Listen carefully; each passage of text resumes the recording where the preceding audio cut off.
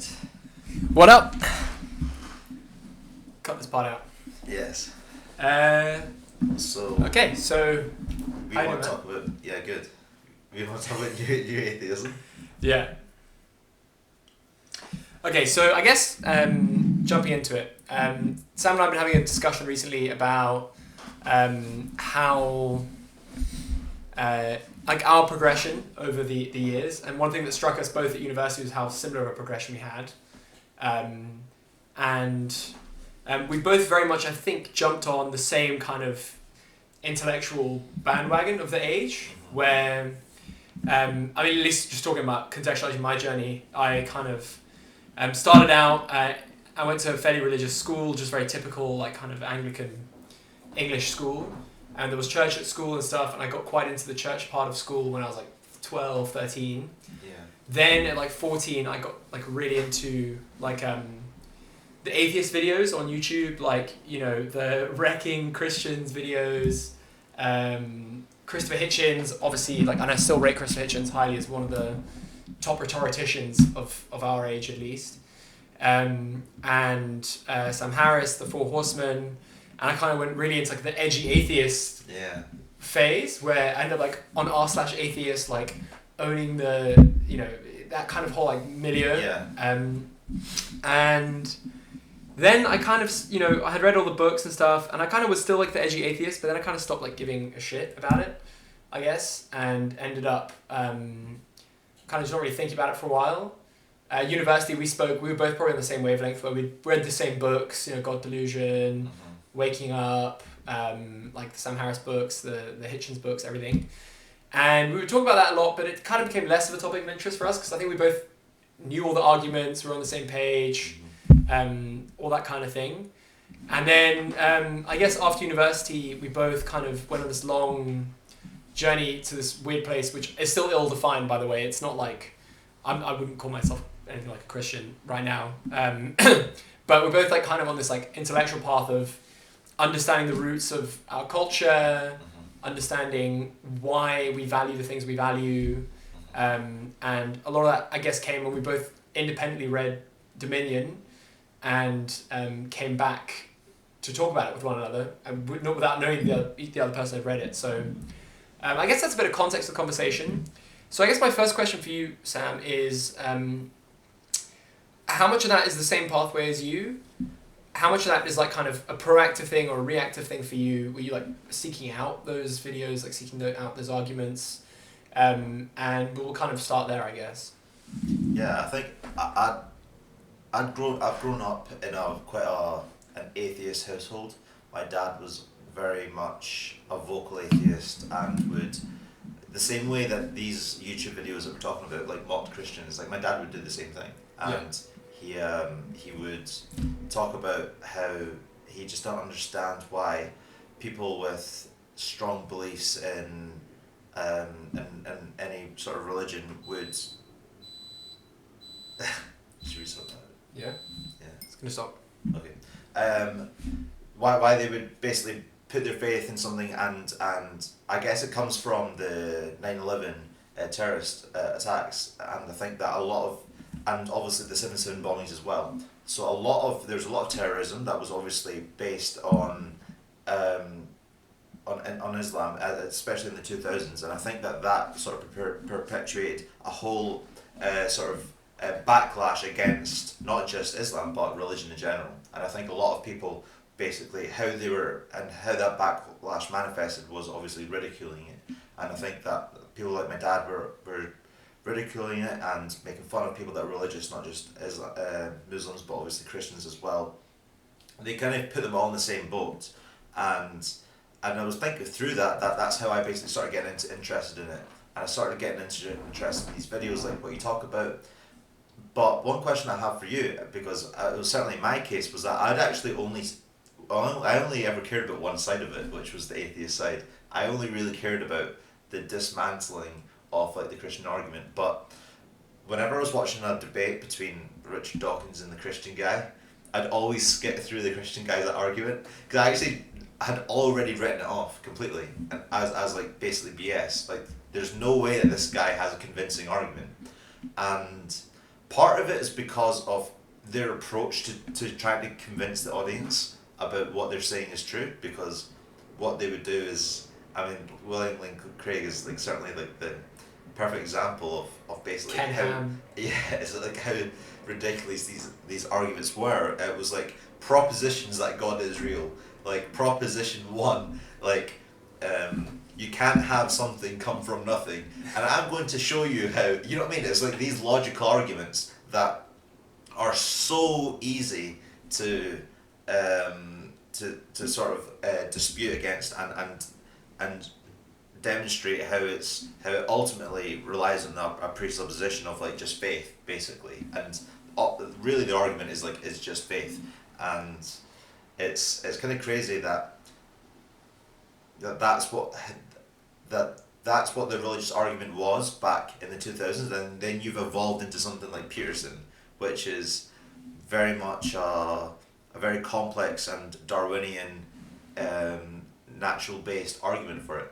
And so this is a thought that I had earlier, which I wanted to get your take on, which is perhaps Peterson's line of thinking comes from a material standpoint and an atheistic standpoint, because I think a lot of people would. I think a lot of atheists might call Jordan Peterson a Christian, but I think a lot of Christians would never call Jordan Peterson a Christian, and that's because he actually doesn't take that leap of faith, and puts and says, you know, with his hand on his heart, that he knows that the resurrection happens. Yeah. I guess probably to answer that, it's helpful to give a bit of context for what I think happened, and like how atheism kind of, or the kind of new atheism movement that I was very much a part of on YouTube, in the public intellectual sphere, has kind of fallen apart.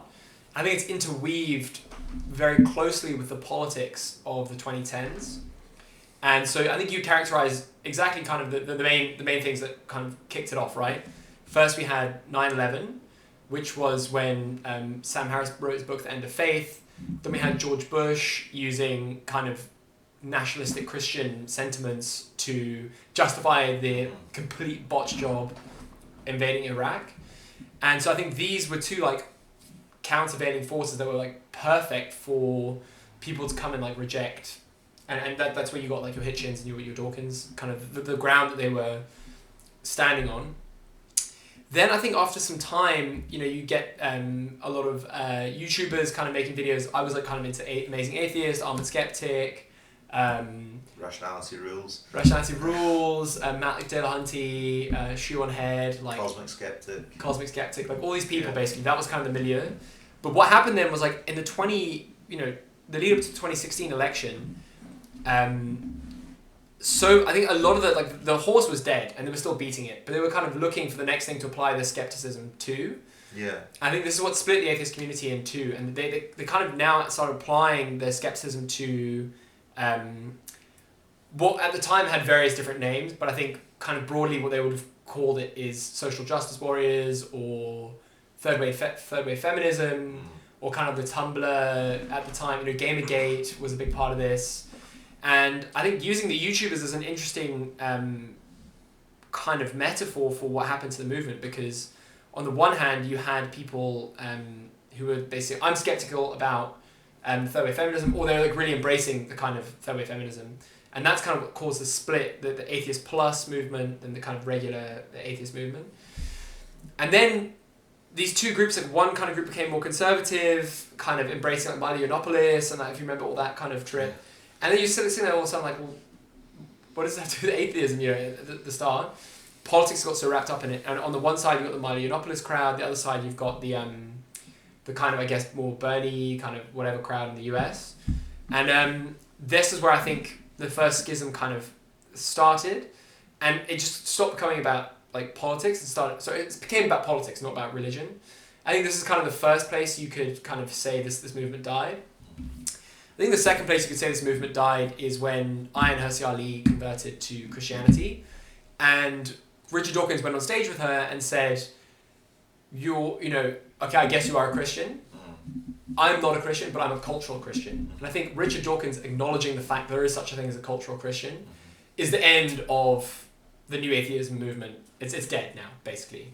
Because in saying that, he's implicitly saying there's some cash value to the broad culture that Christianity has constructed, but he doesn't want to jump on the irrational elements of it, kind of accepting things on faith, the kind of anti-enlightenment, I guess, as he would kind of frame it, parts of the religion.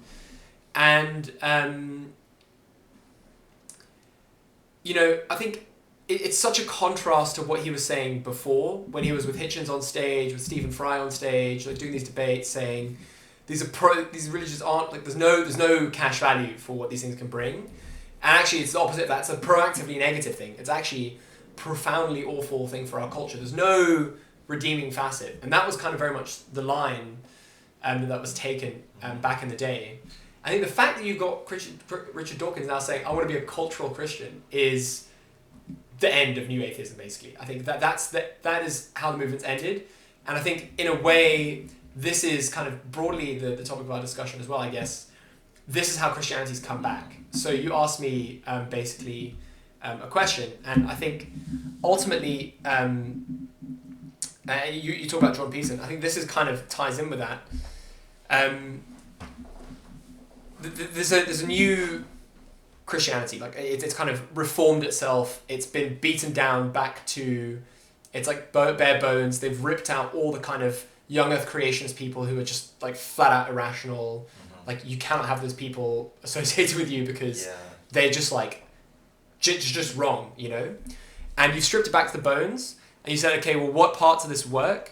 And I think in the West we kind of, in general, maybe downstream of Tom Holland's book and downstream of some other kind of thought leadership, kind of decided that the cultural elements of this are kind of what we like to keep, and there's certain elements of that, there's certain things tied into that, certain like rites of passage that are tied into that. There's certain like celebrations, like Easter. I love having Easter in my family. It's not a religious thing for us, but it's time for, the spirit of Easter. Like, it's nice to reflect on like new life, like winter's over, there's shoots coming out the ground, there's life kind of all around us again, and so I think I'll just kind of leave it there. Like, I mean, I've covered a lot of topics there, like kind of what I think is the broad decline of the new atheism movement, like how, like the architecture of the fall, so to speak. Curious to hear your thoughts there. Like, do you resonate with that? Yeah, I'm actually like kind of interested in like the phrase the atheist movement, because movement towards what? Because I think this is actually one of the things that we agree on about the atheist movement, is that it actually doesn't move towards anything, that there is actually no end goal in atheism, that it's a movement purely based on criticism and like scrutiny, I suppose. It's actually doesn't have an ultimate goal. It doesn't have a value system that it claims is superior to a religious or Christian value system. And if it does, then it might say that humanism that is obviously stems from the atheist movement, that the values there, they might claim that they're superior to Christian values, but ultimately they take their values from Christianity, and that's actually something that we've learned from Tom Holland's book. Just lay out the argument briefly for that, quickly. For what? Humanism? For how they take their values from... Yeah, so basically the fact that basically you should... that everyone is equal, basically, like equality, that you should treat everyone the same, that there are no differences based on your sex, gender, that you shouldn't steal. Obviously, like those would be values, that those would be humanist values, and I guess the foundations of that would basically be like, don't do to others that you wouldn't want done to yourself. And obviously, like, those aren't just Christian values or Western values. Those are values that other cultures have found independently as well, but they can't claim to. They don't have any source of where those values come from, and Christianity and other cultures try and explain where these values come from. But humanism just say, they actually take a sort of American pragmatist approach, which you can find obviously in the Declaration of Independence, which is like they find these values to be self-evident, and they universalize these exactly. values, and they strip them out of the Christian context. Exactly, and that's what the American Constitution has done. They've actually like made it, because that was actually an edit that Thomas Jefferson made, I think, or maybe it was someone else. Sounds very Jefferson. But they used to have like we have these values like all under God or something, and it was someone that made this edit, and it was like no, we hold them self-evident. But that was basically another step, I guess, towards secularizing society and basically removing its sort of ties with its Christian background. And I guess one thing just to add there to sharpen it up a little bit, Tom Holland notes that they found it was much harder to spread Christian values through trying to Christianize people.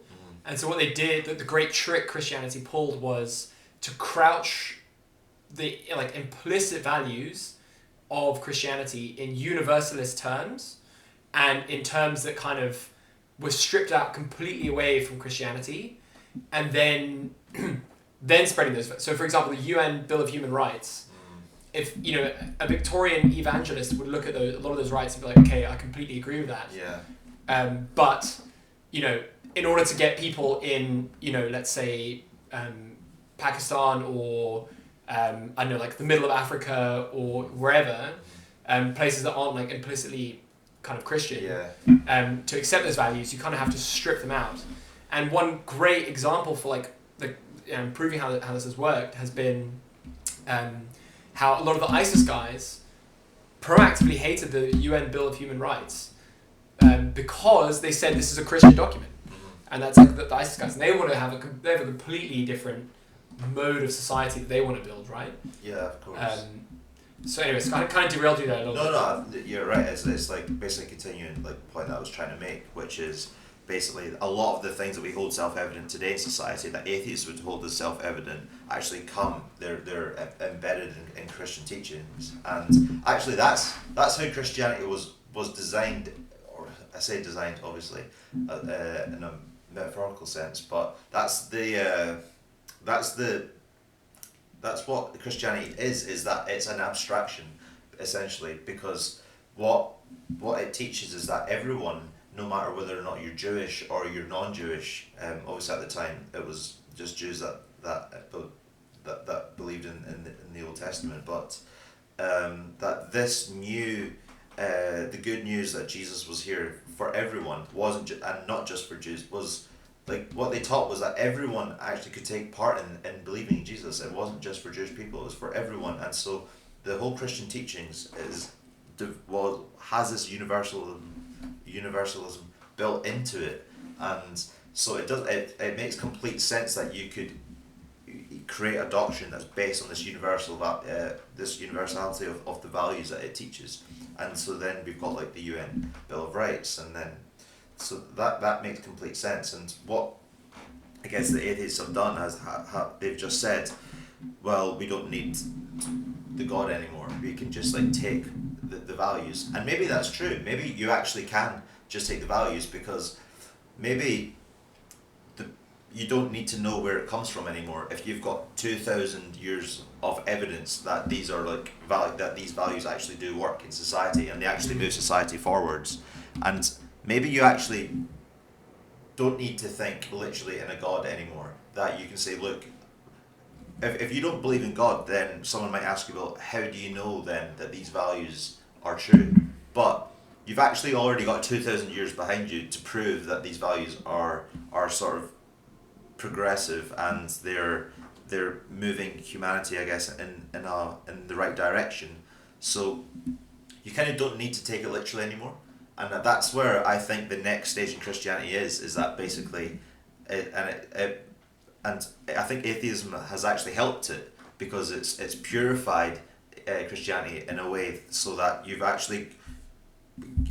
gone through this sort of like fermentation or this furnace in the 2000s where it's like, okay, we're just going to strip Christianity of all its literal meaning, and then what's on the output in like the 2020s where we're here is basically this version of Christianity where it's like okay, you don't need the literalism anymore. We know that the values are there and they work because we can now look at it retrospectively and see how impactful they've been. And so what we need to now do is have faith in the patterns that the Christian stories are trying to teach us, and instead of having faith in the literal resurrection, you can then abstract the story of the resurrection into a pattern of rebirth and you can say, well, I now have faith in that pattern, and I know that that pattern is probably more true than the actual thing that physically happened. And I think that that's basically the sort of stage that Christianity's at now, and that Jordan Peterson is trying to pioneer. I think this is super interesting, a super productive point to dwell on a little bit, is what has been the impact of atheism on Christianity, you know? And I gave you a metaphor earlier, which was in biology class where you were doing some experiments on bacteria to see how they acquire resistance to certain, antibiotics or bleaches or cleaning fluids in the hospital or whatever. You take a Petri dish and you douse it with kind of this concentration of whatever the case may be. And then 99.99% of the bacteria will die, but one bacteria will have resistance to that, in the case of this experiment. And it'll have the resistance, and that bacteria will survive. And then that bacteria will be proliferating. Yeah. Because it's got the resistance. Yeah. And so now all the bacteria that have the resistance, because it's been brought back down to kind of the foundations. Yeah. It's built a kind of solid foundation and then kind of rebuilt itself out. Yeah. And I think that's probably to an extent what's happened here, where a lot of the overtly superstitious, I want to say, you say literalist aspects of it have died. And I actually think that literalism is one of the biggest poisons in any religion, because things in religion are so clearly metaphor. Yeah. I would say in wider society as well. For example, you're a fool if you take Donald Trump literally. Sure. Yeah. I think even the people around him take him literally, to be fair. Yeah, exactly. But I mean, I'm just using him as an example because it's a contemporary example. But yeah. I think everywhere that you go, you should not take it literally. Yeah. No one interprets the word literally. So to think that when someone says that they're a Christian, that they take it literally, is an idea that I think died with the atheist movement. But I still think there's those people who are out there, right? And that's not to say, I just think young Earth creationism, that surely had to die, right? Of course. I think what I agree. I think that's just not the popular view of Christians anymore. Well, maybe it is. I'm not sure, but I think if an atheist was to debate a Christian now in 2024, I think that the Christian would have a very, very different argument to what the arguments would have been 20 years ago. And so I guess this is probably where I think a conversation get a bit more productive as well, is what do you think, obviously there's Jordan Peterson kind of moving that kind of view forward, and I wrote this essay actually just after the lockdown. I was kind of saying how I just kind of harping on the psychological value of some of these things, and I was just kind of, the question of the essay was, is it enough to just act like a Christian and not actually be a Christian? Does that get you a lot of the value of it? And I guess it's kind of to your point earlier where people say, oh, they don't think, Christians, a lot of Christians would say Peterson's not a Christian.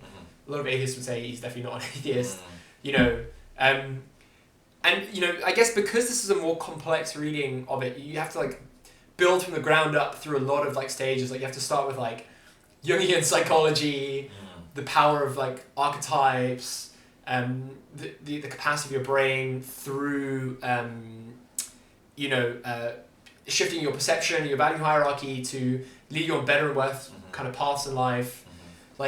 That's not a very meme etic way of kind of communicating that, right? It's not a sticky kind of way to communicate that. That's not that you and I kind of been down a very long path to get where we are that we've outlined already. Do you think that? I mean, that's clearly it's a detraction, right? I think I know what you mean. I would say that you've got to think about what do you mean by act like a Christian? So, for example, there's people that we know at university that are Christians, and you can create this character or this meme, I suppose, of what it is to be a Christian without us actually having read any Christian text, without us even having read the Bible or knowing what Jesus said and taught. But you can still create this idea and this meme of a Christian because we interact with Christians. And so acting like a Christian might be mimicking him or the people that you're with. So for example, like this guy Mark that we went to uni with. Now I can wake up and be like, well, what would Mark do? And that would be, and what sort of decisions would he make, and things like that. So that would be, in one way, you could call that acting like a Christian, because you're trying to extract the Christian elements of his behaviour that you think are Christian. And I would say that that's not actually being a proper Christian. Yeah. I would say how you act like a Christian is actually still referring to the text and referring to the teachings that the Bible tries to, and the lessons from the Bible. So it's you've got to study it the same way that a Christian would do it, but you just don't have this literalist approach anymore. So for example, when there's like a passage or a sermon that Jesus is teaching that you're trying to extract value from, you still have to embody it, and you still have to think about, well, what does this mean if I fully commit to this pattern of being? And there's so many patterns and ways of life that are sort of laid out in the Bible, and acting like a Christian would be like, I actually believe that these are actually ways of being, and that I'm going to commit myself fully to embodying the good nature that this person in this story is trying to manifest. So I think that that's what it is to be a good Christian. I guess one thing we should touch on is, why would you want to do that in the first place?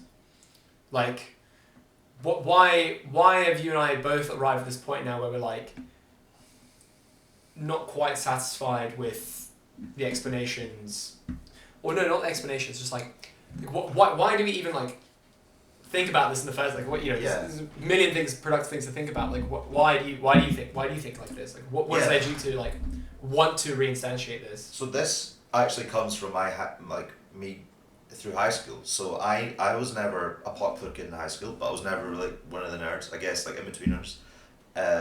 Everyone thinks that they're like the in-betweeners when they think back to high school, but you couldn't place me. I mean, I didn't really have a friend group either, so I guess it was like even more like floating, lonely and sort of like in between social groups, even more so than the in-betweeners were, because I was by myself. I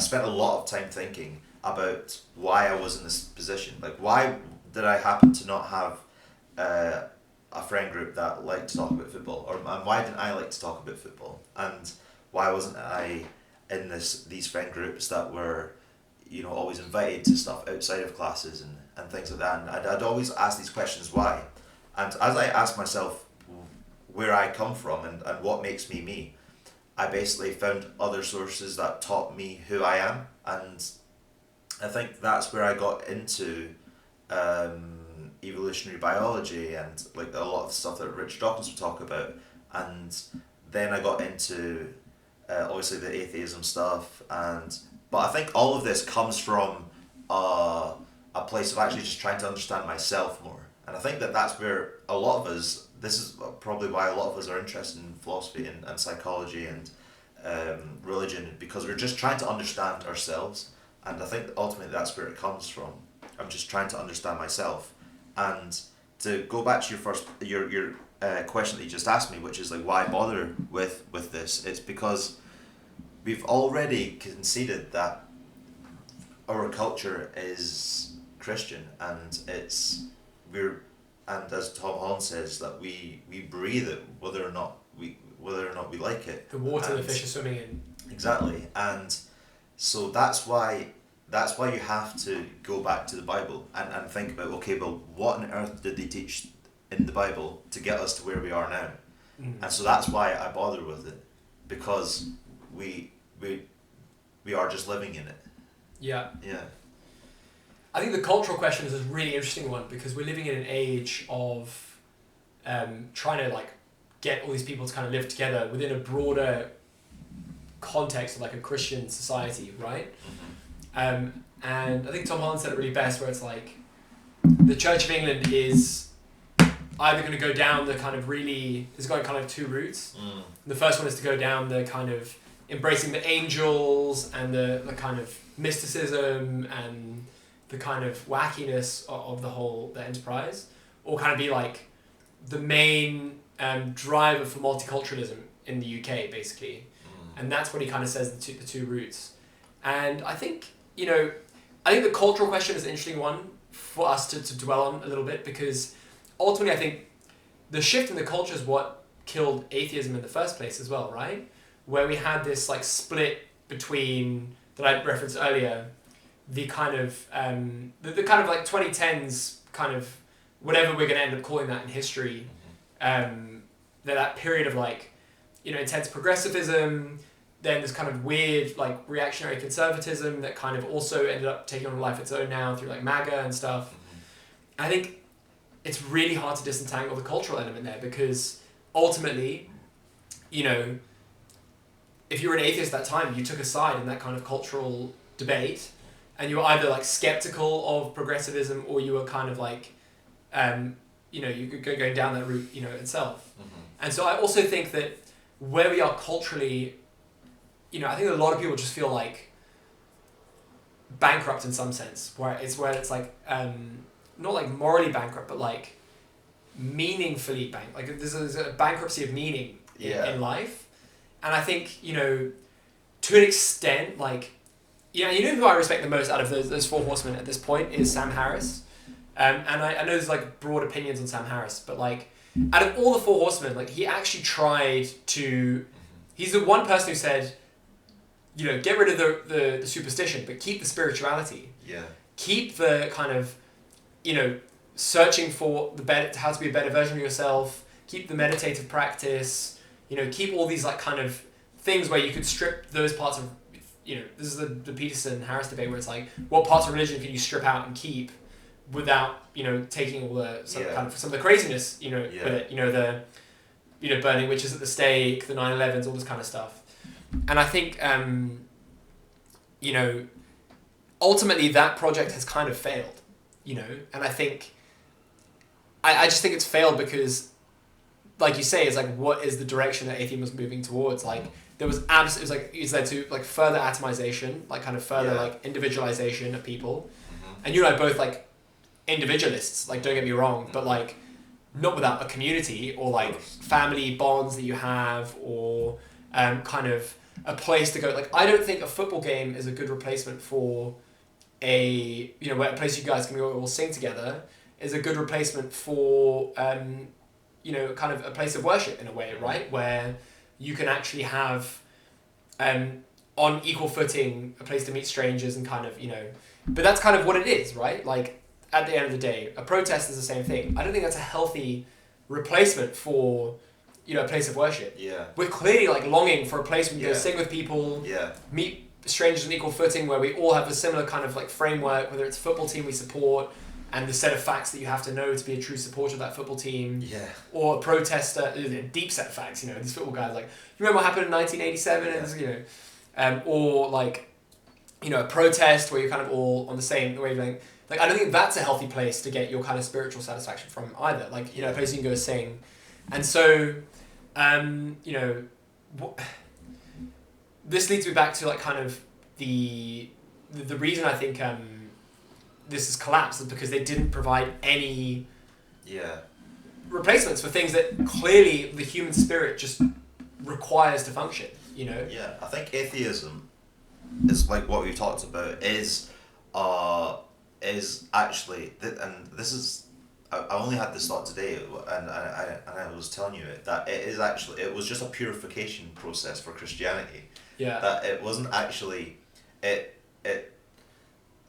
bacterium example that you gave is basically what was left of Christianity, and basically it was all the sort of truisms that came from it, and basically all the oxygen had run out in the atheism movement. There was no oxygen left, and so there was nothing left for it to combust, and all that was left was just pure truth. The bits that worked. The bits that worked, which is, I guess, in some, you could perceive that as like the ultimate truth, basically. Because not even a rationalist like Richard Dawkins could counter the inherent truth in the sort of meaning that the Bible or that Christianity gives people, and that he couldn't argue against that, which is why Because he wants to be a cultural Christian. Yeah, and exactly. But and I think that him being a cultural Christian is the same thing as him being a Christian, essentially.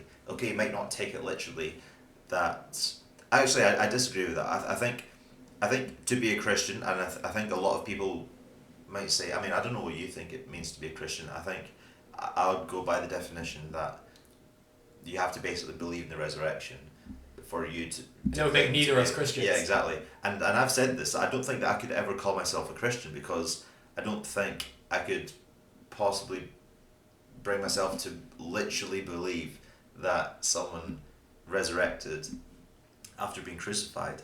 But again, like I said before, I totally am bought into that pattern of being, that the pattern is that the highest thing has come and basically will save us, us humans, that if we just believe in this pattern of being that is basically the ultimate truth and the ultimate goodness of the world, that when that is, and when that dies, that there will be a rebirth of that, and it will come in a better form.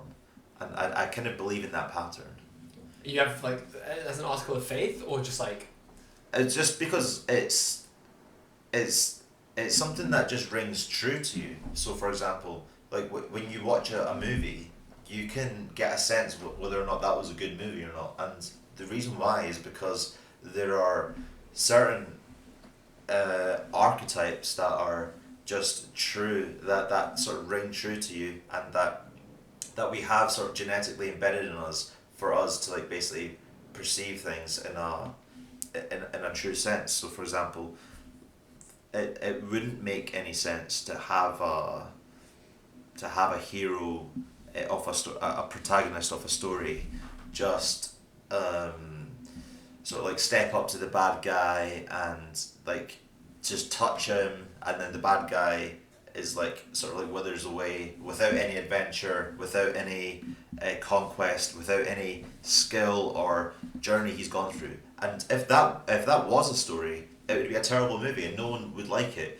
But what's the reason? Why would no one like it? And it's because there are inherent things about stories that actually people resonate with, and I think that what the Bible is supposed to be and what Christianity is supposed to teach are like the ultimate true stories that people are supposed to resonate with the most. The most stripped back. Exactly. Kind of. So in my like my movie analogy, that's like where you've got like the protagonist basically failing to complete an adventure, and therefore like no one likes the movie.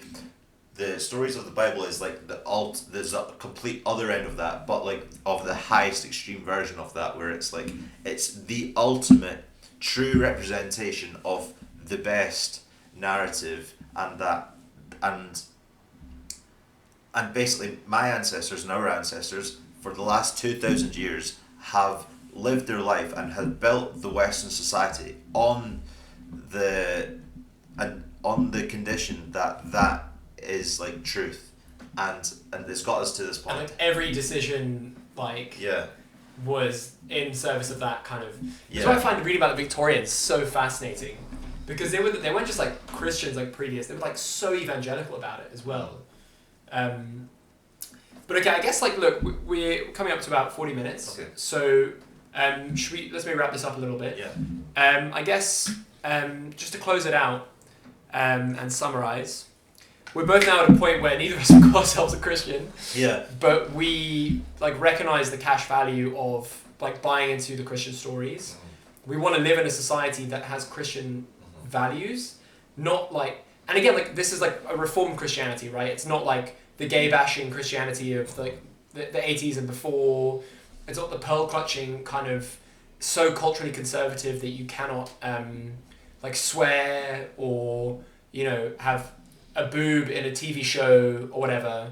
But they were like kind of like at this like reformed point of Christianity. Yeah. And this is like got a lot of like metaphorical value that you and I can kind of see what the value of having a system like this is.